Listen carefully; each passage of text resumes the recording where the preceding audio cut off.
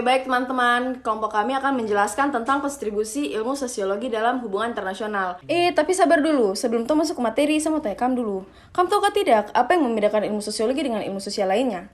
Sudah tahu, kamu pasti tidak tahu toh? Dan teman jelaskan. Jadi, perbedaan sosiologi dengan ilmu lainnya yaitu sosiologi itu mempelajari sosial yang bersifat mikro seperti perubahan dan interaksi. Sedangkan ilmu pengetahuan sosial dia itu hanya membahas seputaran kehidupan sosial. Oke, kamu tadi sudah dengar toh, teman sudah jelaskan tentang perbedaan ilmu sosiologi dengan ilmu sosial. Nah, sekarang toh akan masuk di definisi berdasarkan para ahli. Oke, kita masuk ke ahli yang pertama, yaitu Pitirim Sorokin. Jadi, Pitirim Sorokin menjelaskan kalau ilmu sosiologi itu dia memiliki hubungan dan pengaruh timbal balik dari berbagai macam gejala-gejala sosial.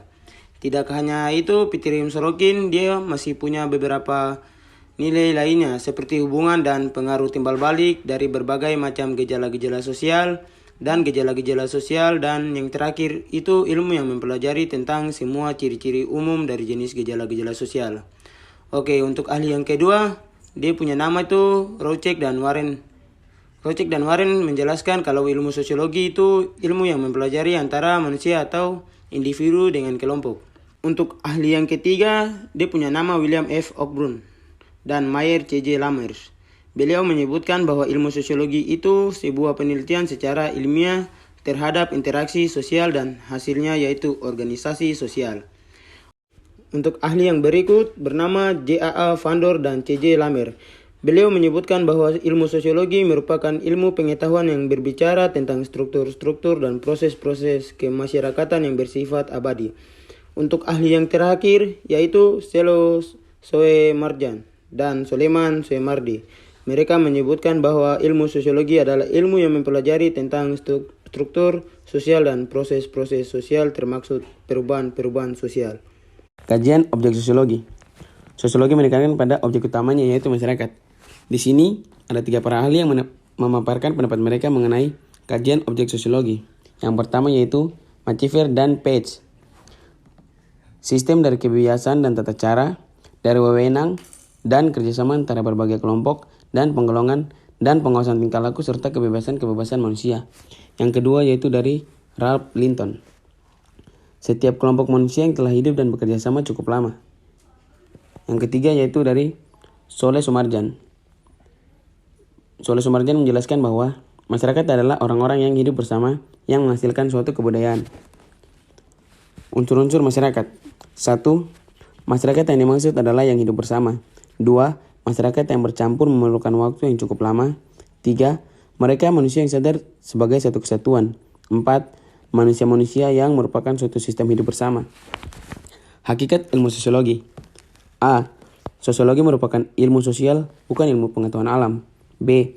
Sosiologi merupakan ilmu pengetahuan murni, bukan terapan. C. Sosiologi bertujuan untuk menghasilkan pengertian-pengertian dan pola-pola umum.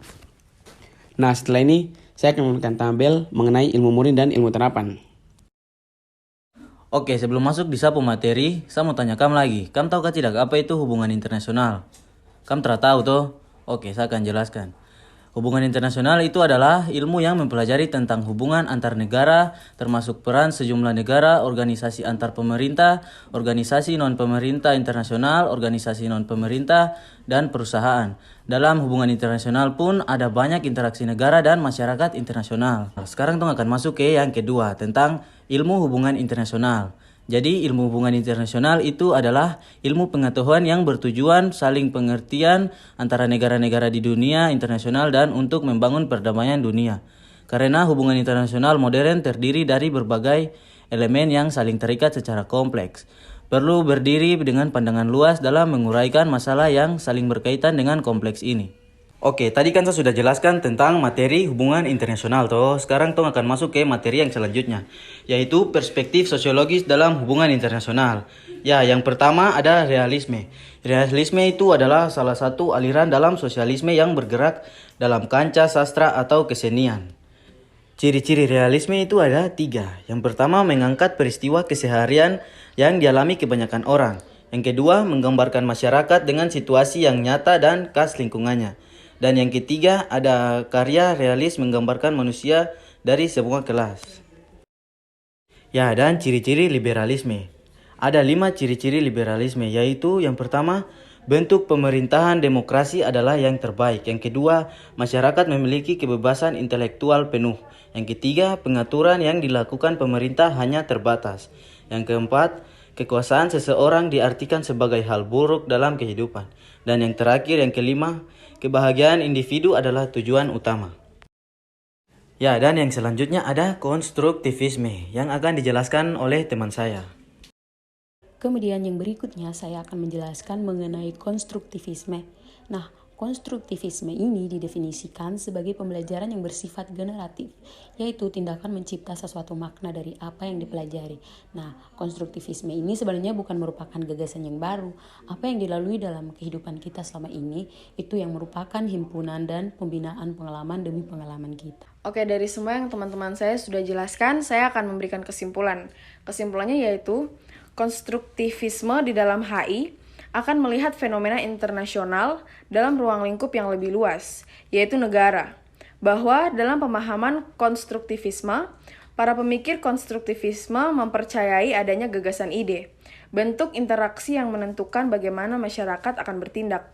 Dalam konteks yang lebih luas, seperti kesamaan identitas dan masyarakat internasional, dan kepentingan-kepentingannya ditentukan melalui hasil dari share ID.